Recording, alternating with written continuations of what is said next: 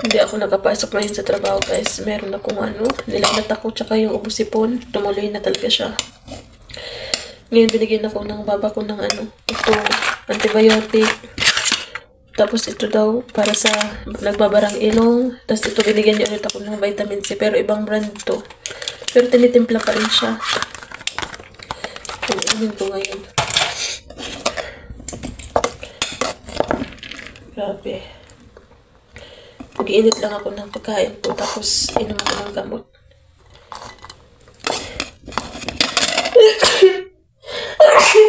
Excuse me. Ay.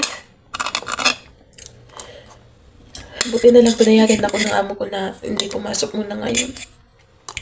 Kasi hindi talaga ako nakatulog. Hindi ako nakatulog kagabi. Masakit ang ulo ko. Ako ngayon na pagkain ko. Microwave ko na lang pag mainit siya. Kasi ang hirap magkasakit dito sa Malawi. Ikaw talaga lahat yung gamers. Buti talaga pumayag yung amo ko na hindi mo na pumasok ngayon. Kasi hindi ko talaga kaya, guys. Sobrang sakit din ang ulo ko. Dinala ko na lang dito sa kwarto yung pagkain ko. Nagbaon din ako ng tubig. Tapos ito. Ayan.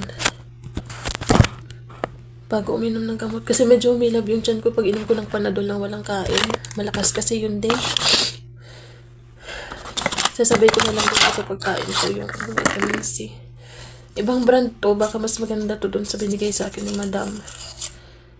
Ito yung binigay ni Baba ngayon sa akin. Inumin ko daw. Wait lang. Maglalagay lang ako ng tubig.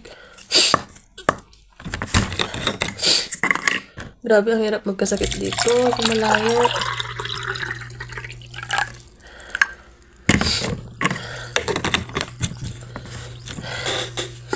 Kakain na ako.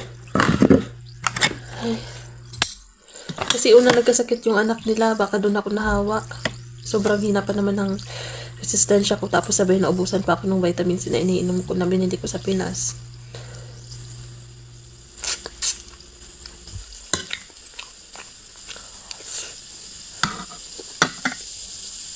Yun na muna, guys. Bye-bye.